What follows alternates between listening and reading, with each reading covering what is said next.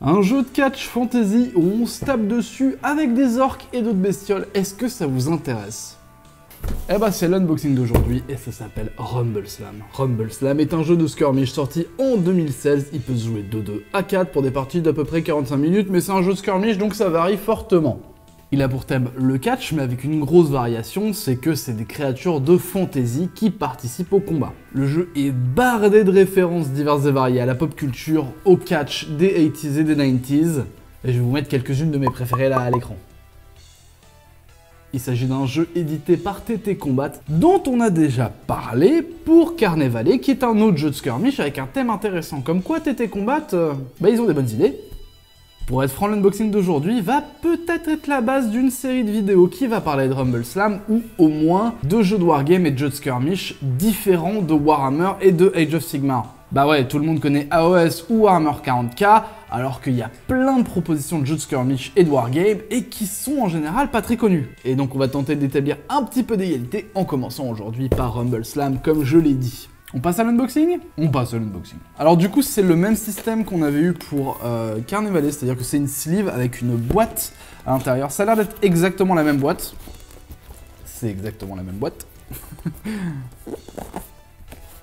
Hop! On va mettre la sleeve de côté.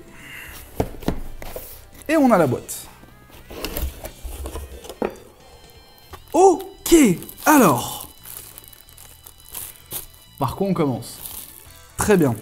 Alors, on a des figurines, les Heavy Pounders. Hop.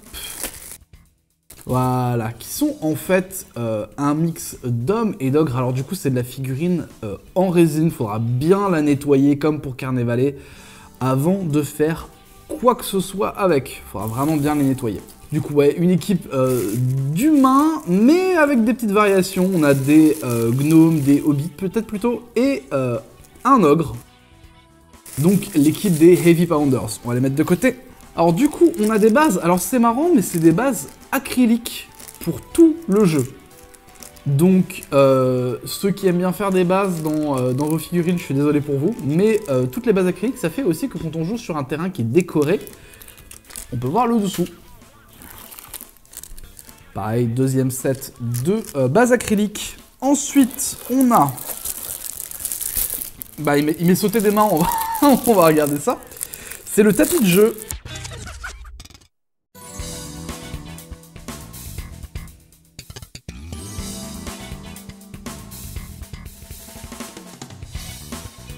Alors, le tapis de jeu, du coup, qui est un mousepad. Je suis pas sûr des dimensions, je vous les mettrai à l'écran de l'aire de jeu. Je suis pas sûr exactement de la taille. Du coup, ouais, un petit mousepad pour jouer. Alors, c'est quadrillé, donc visiblement, il n'y aura pas de règles de mouvement pénibles à sortir. Ça a l'air d'être un jeu qui est assez streamline dans son gameplay. Ensuite, la deuxième équipe qui est aussi un peu basique, hein, je vous avoue. Le starter de joueurs, du coup, c'est pas là où il y a les plus... Donc je disais, c'est pas là où il y a les figurines les plus intéressantes, mais du coup là on est sur des petits orques avec des gobelins. Des gobelins en monokini de Borat, bien entendu. Il y a quelque chose que j'aime vraiment, et je vous le montrerai très spécifiquement sur cette figurine-là, je vous la montrerai en gros plan. C'est qu'elles sont simples. Elles sont si simples. Ça doit être un plaisir à peindre. C'est vraiment pas les modèles complexes de chez Game Workshop. Vous savez, par exemple, les... Ah, mais j'en ai un. Je vais vous montrer la comparaison où il a un sac, et il y a des parchemins sur son sac, et il y a des boucles, des ceintures, des machins. Il y a un peu de trop. Puis il a un casque avec des trucs sur son casque. Non, là, c'est bien. C'est de la figurine simple. C'est un peu un palette cleanser, comme on dit. Donc, quelque chose qui permet d'évacuer, on va dire... Entre deux projets, c'est sympa. On a du coup les cartes pour les Goblin Brawlers et pour les autres... c'est quoi leur nom déjà?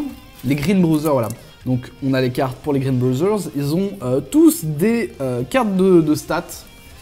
Elles sont assez chouettes, hein. Visuellement c'est assez simple à comprendre, il n'y a pas grand chose. Donc ils ont une attaque, une défense, un grapple, je suppose, grapple. Dextérité, oui, un poids, une popularité. Ensuite, ils ont des attaques spéciales et un coup. Mais on regardera ça quand on se penchera un petit peu sur la règle.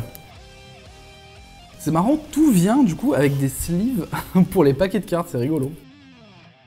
Des cartes d'initiative, des cartes de basic action. Ok, ça, c'est encore une fois à appréhender avec les règles.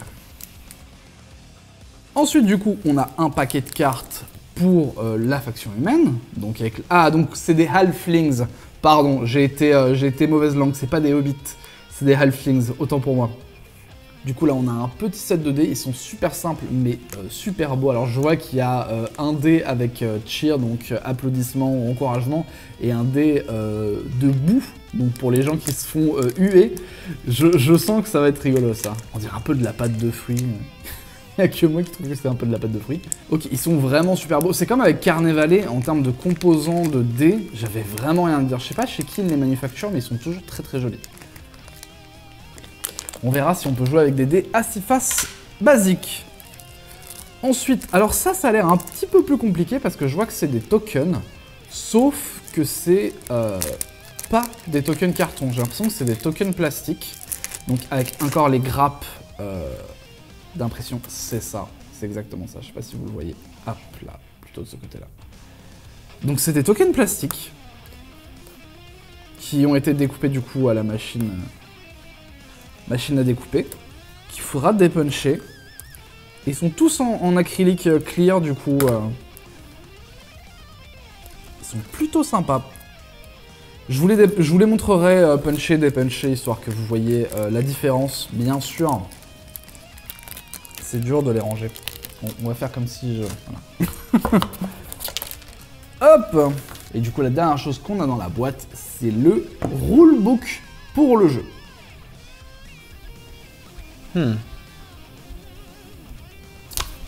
Ok, j'ai fini le rulebook, on va en parler.